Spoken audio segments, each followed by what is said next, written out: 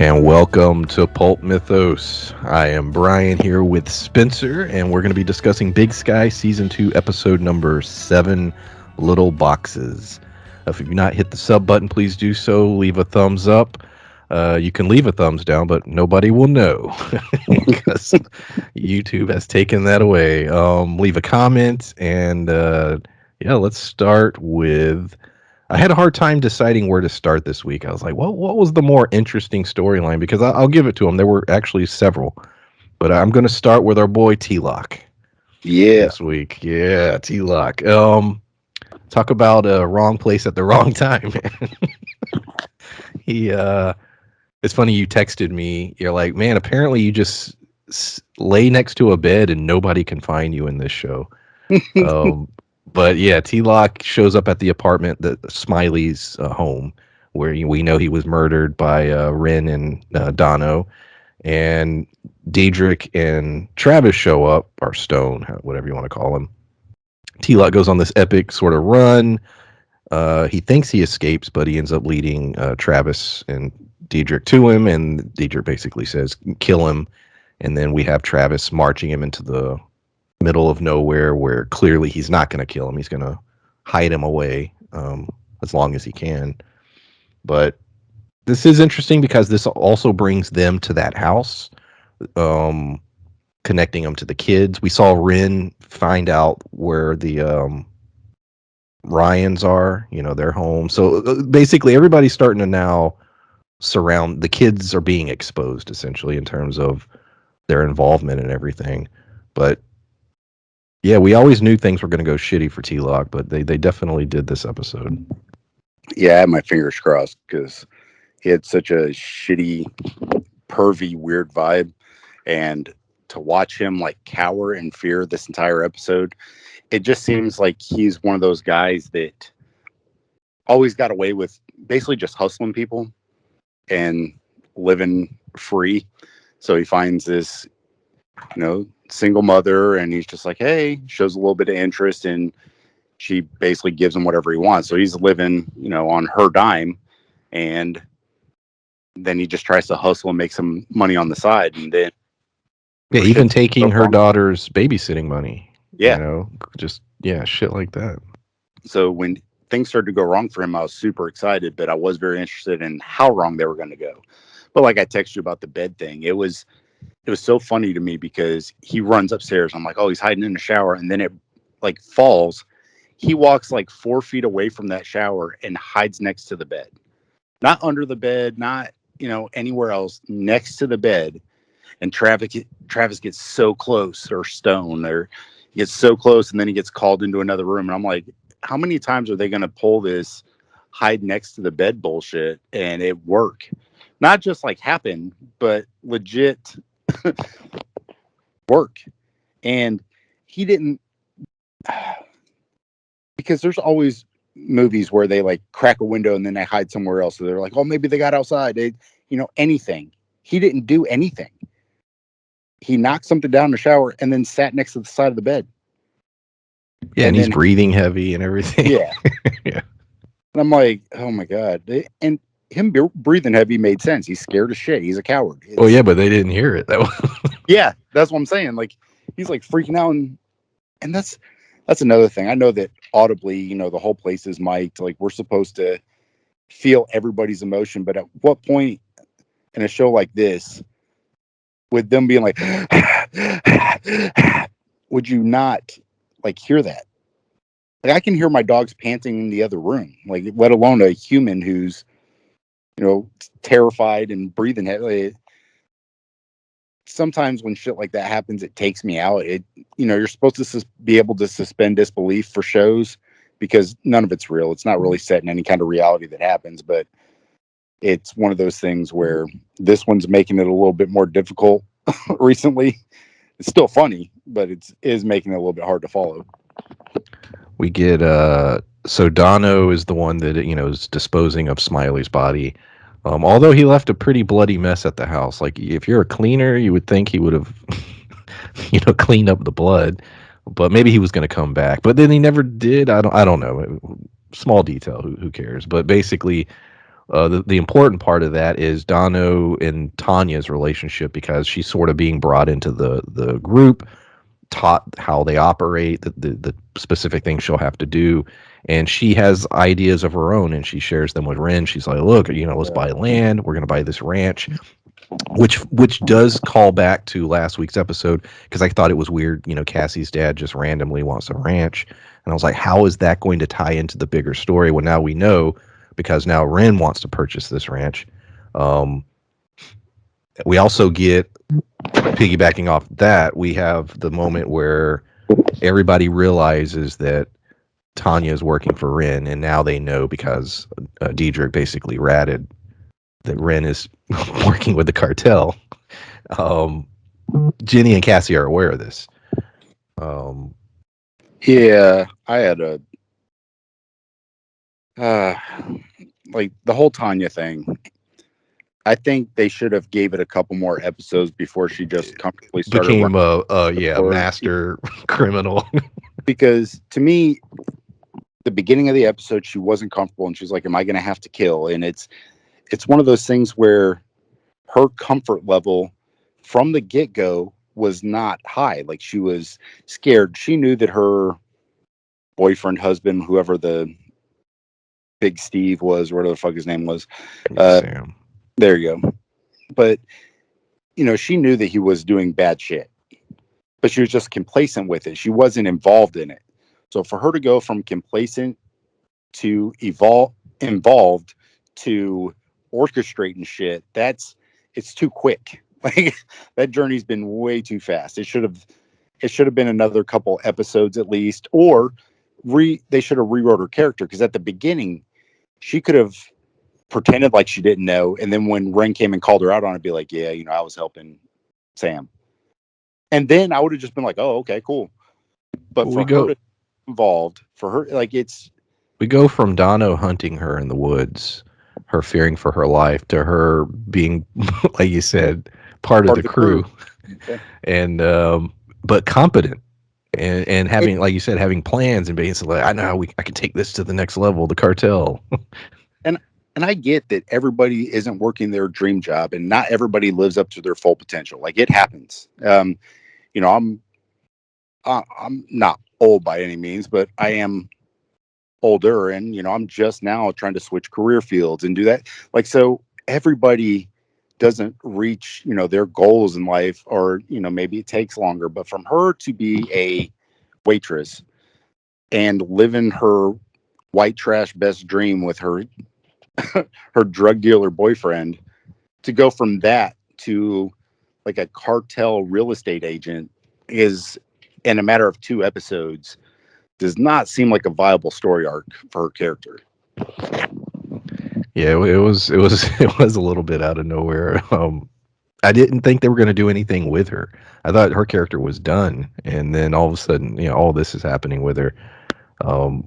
Like I've been saying, I really enjoy Ren and Dano. I love them in this episode. Little details like he would prefer the monkey notebook. Him still being able to, he cooks really well, and all Ren's interaction, especially her and Jenny, I thought was great. It was a great scene. But now we have a new element, that being Jag and Jinder Mahal. Yeah, I was showing up. That too. Yeah.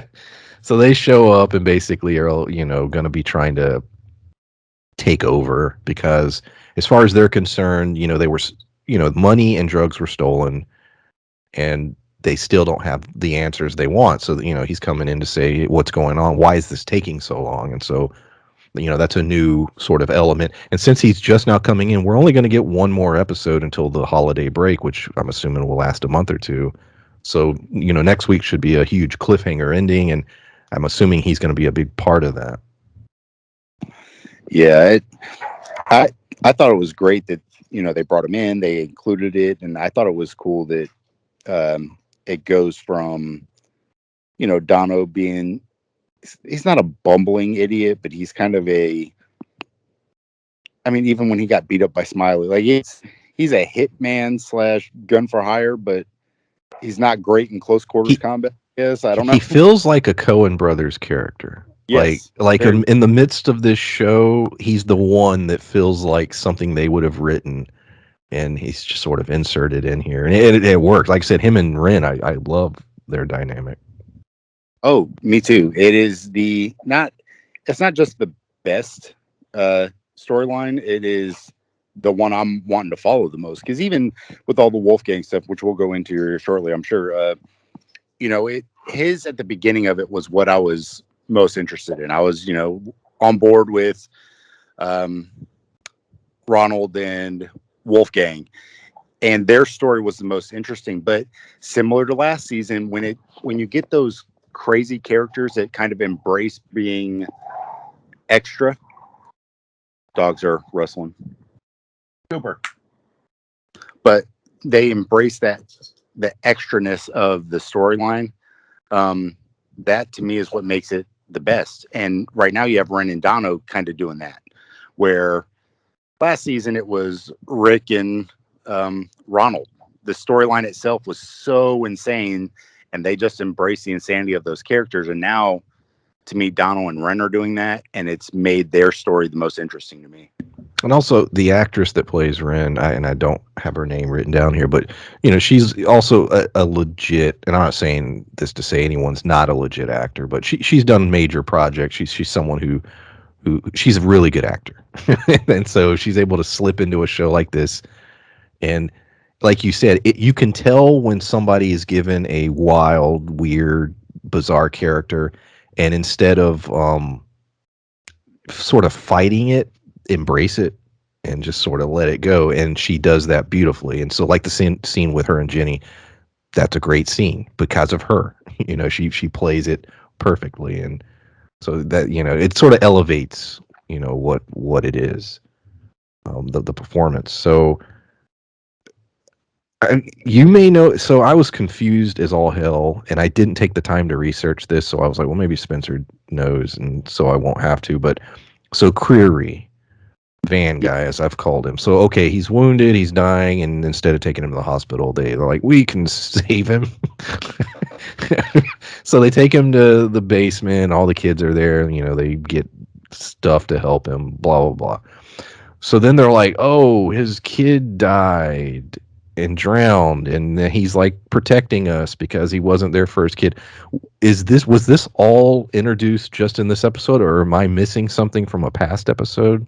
There was like one line of dialogue, if I'm not mistaken, when they first showed the kids outside on that little area, because they talked about, people going missing, and then they talked about like a ghost or something, and then they talked about a kid dying, if I remember correctly, like in the lake or whatever. Okay. So they mentioned it, but it wasn't like this story that they've hit on 4 or 5 times. If I remember correctly, it was just while they were out there, they were nervous to be out there because there's been somebody wandering around, and they said that, a couple people have gone missing. There's a creepy van, and a kid died in the lake. So it ends up like it all ties in, but you're going to have to make that a bigger deal next time, because it was one line of dialogue, and it was, 7 episodes ago. Because when they showed the picture, I was like, it was implying like I should have known what that meant. And so I was just like, I really don't remember. And yeah, so that's why I asked. Yeah. And I was like, all right, I can go with this, but sure. And he's just like, I protect you. Don't send me. But why didn't he want to go to the police? That was the other thing that was odd. I was like, or go to the hospital. I'm like, who? I don't know. There was a lot of things I was like, I don't understand. That part I didn't understand, because it was Shane, not Stanley. Shane. What's the name of the kid? Because I couldn't remember. I thought it was Stanley.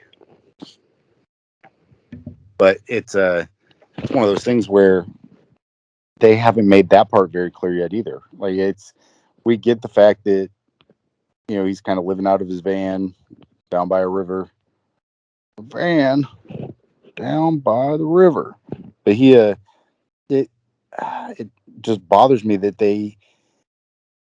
it's almost like these were shot in a different order than what they're airing them. So it's like they've actually want to talk up the stories or something. I don't know. I could tell. I don't know who directed this episode, but there was a creative difference in the first like 20 minutes of the episode. I don't know if you noticed, but they were following the Travis storyline, and then they kept cutting away, and then they would cut back. But the way that they were doing it is not typically how this show operates as far as its format. And I thought it was cool. It almost felt like they were experimenting, Yeah, the way they were editing the episode. And I was like, okay, this is sort of, it gave it a different pace, and I thought that was interesting. But I did want to bring that up, that it almost felt like maybe a different director had done this episode, or just someone like, hey, let's try something a little different. yeah. The whole episode felt different, but I'm not sure if that's just because the way that they're trying to go, or if it's they're trying to build upon something else. Like, I'm not 100% sure, but yeah, it did just feel very odd. So, yeah, we'll do this. Ronald, we'll go ahead and jump into Ronald. So there was a lot with that. So, we ended the last episode with the cliffhanger with Mark, where it was like, oh, implying that Mark, may this may be it for him. But basically, Legarsky outsmarts him. Mark leaves. He still suspects something's off, but we have the little, sort of showdown with those two, which was a fine scene. But then we have Scarlett and Ronald trying to escape, or at least alert Mark. But the more important thing is we finally get a question answered that we've had this whole season. What the hell is going on with Phoebe, the daughter? And so because they've just glossed over it, and we were I think you've asked it many times, like, well, where the hell's the daughter? And so we get the answer is they basically told her she's around, but they were lying, and now they're saying that no, she's with I forget the Legarsky's wife's sister, and another place, and she's fine, and she's okay, and she's healthy, and everything's great. And so this orchestrates Scarlett basically plotting to send Ronald out into the world to retrieve her daughter, and she uses the advantage of Wolf Legarsky's going to meet, I guess, his publisher, because he wants to write another book, so he's not going to be there. I glossed over a few things, but that's generally what happened. Ronald, we see escaping at the end, all dressed in white, and he's going off into the world. And what adventures he'll, find himself in, we'll discover in the next episode. But in terms of that entire story arc, the revelation about the daughter, the fact that they've, like I said, not really explained it up to this point, Scarlett's plot, because she apparently has this epic, brilliant plan, and Ronald escaping. How'd you feel about any of that? Well, I think Scarlett was on board with, I wanted to almost call him Rick, but Wolfgang. And, I think she was on board initially with their plan. I think that she was legit trying to make herself better. She kind of bought into their bullshit, but she was also trying to protect her kid. But then once she found out they were lying to her, she completely sided back with Ronald, because I think she was trying to get Ronald to kind of go, start siding with, I almost did it again, almost call him Rick, but Wolfgang and his wife. I think that as soon as she realized that they didn't have her child, then she was just like, you know what, Ronald was right. And then tried to, help him escape and stuff. And I thought that was as far as story building, that story has, as much as it's still crazy, has made the most sense, because I think obviously we got Ronald's development as far as character last season, but he's not 100% the same as he was last season as far as character growth. But the way they've established this story, it's all made sense. Is it outlandish and fucking crazy that a dog whisperer, kept somebody hostage to try and make them a better, like that? I'm not trying to poke holes in the plot. I'm saying that as far as story growth goes, this one's had the best, I don't want to say timing. Like, it's been paced the best, to where you've grown to find out what the characters are doing, what their intentions are. Whereas like Stone, his changes every episode. You got, Jenny and she's all over the place. And then they've really cut out Cassie a lot in this season. She's just like in little A tidbits, whole lot. but she's just Barely in this episode. Yeah. So she went from trying to not go after Ronald to dealing with that, to holding on to a new case, to going after Sopranos girl, whose name just escaped me for some reason. Tanya. There you go. But you have all these character storylines that are at like a breakneck speed to where you can't keep up with them. But Ronald and Wolfgang's storyline, that has made the most sense to me so far and progressed the best as far as pacing goes. Whereas everybody else, it's been all over the damn place. And it's funny that it is that case that for me as well, the Ronald Legarsky storyline is my favorite, because it's the one storyline that deep down I don't think was ever going to be. Like, I don't think this was part of the initial plan when they launched the series. You know, this was the Cassie show / Jenny is sort of that supporting co-lead, and yet the show has become the Ronald and Legarsky show in many ways. Like I said, the bulk of this episode, Cassie was barely in it. We'll talk about her in the last part here because of the final scene, but she was barely there. And yeah, we've complained in the past about how they organize the episodes and who gets more screen time or less screen time. But it is odd that the Ronald Legarsky story is the most interesting, and it's also sort of exists in its own bubble to some degree. It's sort of just happening on the side. I'll go into that storyline real quick. Also, I think it's interesting the way it ended with Ronald going off. Potentially, there's no way to resolve that, I think, in one episode. Like I said, we only get one more episode for quite a while. Also bring in Jag in. So that's a positive in my opinion, because it shows that, hey, there's still a lot of story left for the remainder of the season. We're going to have that little whatever cliffhanger episode next week. But the positive is that it shows that, okay, there is a story and we've got several episodes left for it to be told. Yeah, and I think that, you talk about Ronald and the Legarskys. I think the initial, because it was supposed to just be like a mini series kind of thing. It's supposed to be 10 episodes. It was supposed to just be a story, because they were kind of trying to emulate what the streaming services were doing. Just kind of do like a little one-off thing, The Undoing, like all these things. But it got so many views and so many people were watching it, were like, well, we're just going to keep doing this show. And I think initially, when Rick died, that was pointing to me, as far as storylines go, that they were going to catch Ronald at the end and either kill him in this blaze of glory or, capture him. But for him to get away and for Rick's character to be so popular, for them to create his twin brother, like it is funny and outlandish and very soap opera-ish,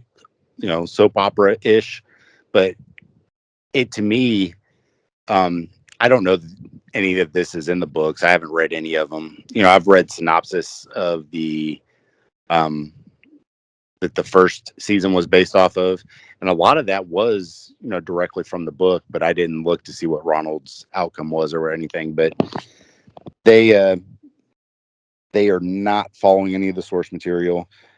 We talked about Ronald and his story arc, which has become more and more outlandish. I am hoping that either Wolfgang finds him and like there's this like big showdown, or like Wolfgang tries to find him and you find out that their cousin or their uncle or something else, so that Rick can come back again next season as another member of the Legarsky family. Like I said, I want it to be his father, and it's just him in makeup to look old. that's what I want. I think that it would be great to basically have this series keep going, but have Rick be kind of like the American Horror Story person that comes back each season as a new character. That would be. But he always has to be a Legarsky. Like, yes. Like he could come back as their father, and then if you kill him, then his father had a twin too. So it's their uncle. It runs in the family. Yeah, exactly. His cousin. on his dad's side or some shit. I don't know. Yeah, um, the final thing was, like I said, there was very little Cassie in this episode, but we got the her and Mark at the end, and so we brought this up a bunch of times, especially when they started the Mark Jerry storyline. But she shows up, or Mark shows up, and they're sort of hanging out. She kisses him, and so then Mark seems a little like hesitant for a second, and then they continue to kiss. So it's like they just fast tracked and be like, yeah, they're into each other, and this is going to be a thing. But going back to, we still don't know if Jerry's gone. I think she is, but if she was able to come back, yeah, I guess you could do a love triangle type storyline. But yeah, I don't know. What are your thoughts on that? Well, my thing is that we didn't. Well, I bitched about it a lot, but like, Cassie's whole storyline has been like irritating, I guess, because her character really isn't all that greatly done. Like, she doesn't have chemistry with Jenny, so like every scene that they're in together is not great. But even in the first season, I praised her and Mark's scenes together. It was great. So like for this to happen, to me, is a positive. But on the same note, like, why throw the Jerry stuff in there if you were going to go this way anyway? And that's the part that pisses me off, because I think that this storyline is a great thing for Cassie, because I like Mark. Mark's been, you know, as far as the good guys part, not, you know, the Legarskis and Ronald, he's my favorite, I guess, protagonist. Mark is, like, he's a good actor. It's a believable kind of story. He does a great job kind of getting you to sympathize with him and, you know, understand what he's doing. He emotes well. So like when he's upset, like it doesn't feel over the top. He's a good actor. So when Cassie was with him, all of those scenes I enjoyed. So for them to do that, to me, is a great thing to kind of push Cassie's story forward, because they've done an awful job with her, because she's all over the fucking place. But I think that this would be a great thing going forward for her character. But like you said, to throw the whole Jerry thing in there pisses me off, because it takes away from this scene being, I don't know, like, it, to me, it felt like a long time coming. But then when you throw the Jerry scene in there, it lessens the importance of this scene. And that's the part that bums me out. Yeah, because what they could have done, because it felt like for a while they didn't know what to do with Mark. And, you know, he was sort of on the sidelines as well. And similar with Jerry. And I don't know how far out they knew that they were going to have to write the character out of the show. But you could have invested the time in maybe both of them go to the Legarski branch. You know what I mean? Like, that could have been a storyline for a couple episodes. Or maybe Jerry's trying to become a better detective, and Mark's, you know, training her. You know, that could have been the story, but instead they went with sort of this weird romance thing, because, you know, the whole thing that started it was him wanting help hooking up with Cassie. You know, that was the initial thing. He's like, look, I'm interested in Cassie, and can you help me? And then it didn't go that way. And then him and Jerry sort of had a thing, sort of. And then, you know, they have their kiss, and then Jerry's gone. And then, like, immediately after, it's like, well, Cassie is interested. And, you know, then they have their kiss. Like I said, if Jerry is able to come back, because we do know the actress is off shooting something else. But if you were able to bring her back, you could have a love triangle, which could be fun, possibly, if that's what the writers are thinking.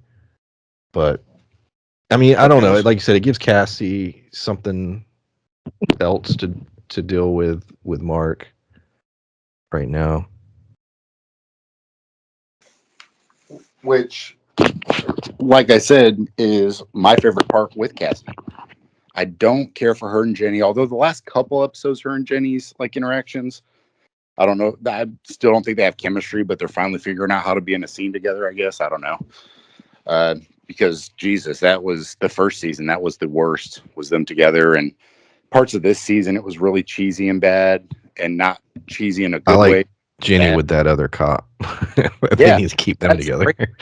But that's what I'm saying. Like, you had these crew of actors that together are not great. The main core, I should say. Like you have Cassie and Jenny. They're like the main two characters. And when they're in scenes together, it's not great. But then when they're off doing their own shit, it's good.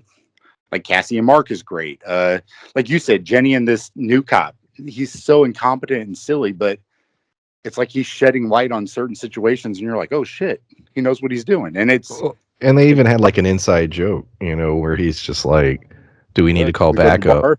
And she's like, "No, we're just here to talk." He's like, "Yeah, but that always turns into a shootout with you," which is true.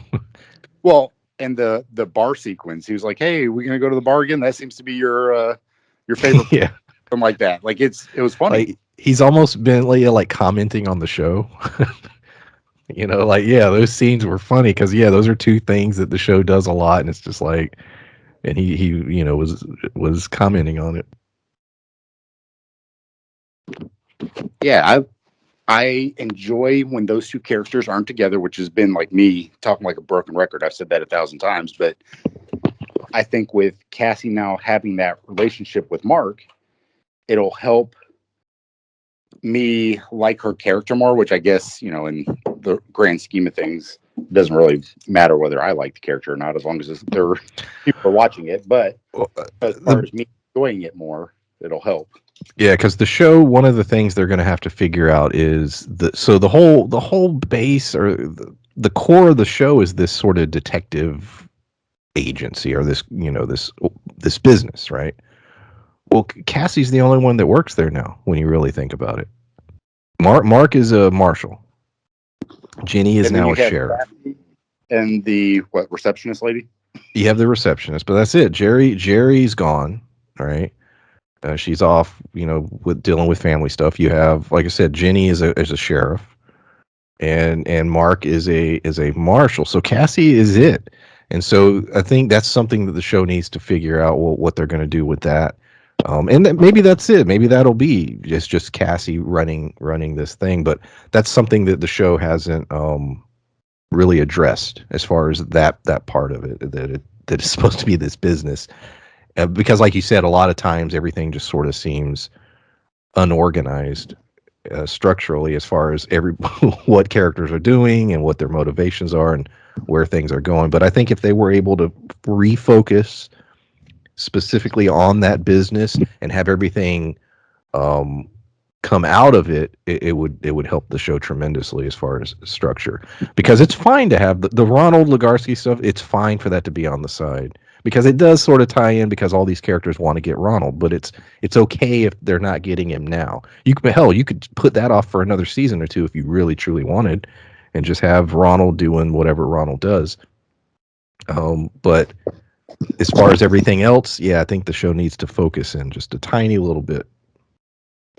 Yeah, I just think they need to decide whether or not it's like an ongoing story or if they're going to do like a procedural type thing, because right now it's an ongoing story, but they keep throwing procedural type shit on top of everything, and it gets real fucking confusing. Like it's this monster of the week shit, and then everything, it's like they're trying to do a procedural but also tie every storyline together into the same story, and that's very hard to believe. Like, you have Smiley, who we didn't get introduced to until last episode, really, and then he dies. It's like a procedural as far as each episode there's a different bad guy, but by the end of the episode you're like, oh no, that was this person's bad guy, or that was it. And they need to just decide what they're going to do.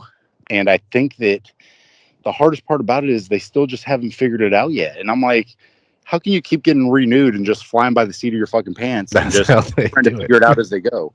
That was why I had said, I think the Ronald escaping thing was great, because I know that can't be resolved in one episode.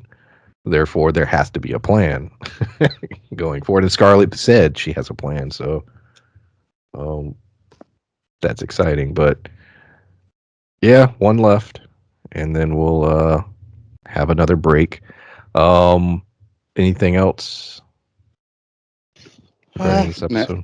Jesus, no, I don't think so. We're currently reviewing Wheel of Time and Dexter: New Blood. We are going to definitely do the first episode of 1883, I think, and see how it does and see how the reaction is. But it's a show that I definitely want to watch, so might as well record a review, at least for the first episode. So there's a lot of new content coming out in terms of, or a lot of new shows and streaming things. I try to keep up with what's going on. So if anyone who's listening to this, if there's a new show that hasn't started yet, and you would like for us to check it out, let us know in the comments. I'll look it up. I know a lot of people wanted us to do Yellow Jackets, and we just didn't have the time. At least I didn't have the time. No, I started so I didn't have the time currently. So that's why that didn't happen. I heard it's a great show, and I would love to go back and watch it, but it didn't fit in the schedule. So that's why that didn't happen. But there's a new Sex in the City. We can do that. Yeah, no. But yeah, just put it in the comments. Like I said, we do read the comments, and we do talk about the comments amongst each other. So yeah, it's just another story of Brian not doing what I want to do. you can watch it.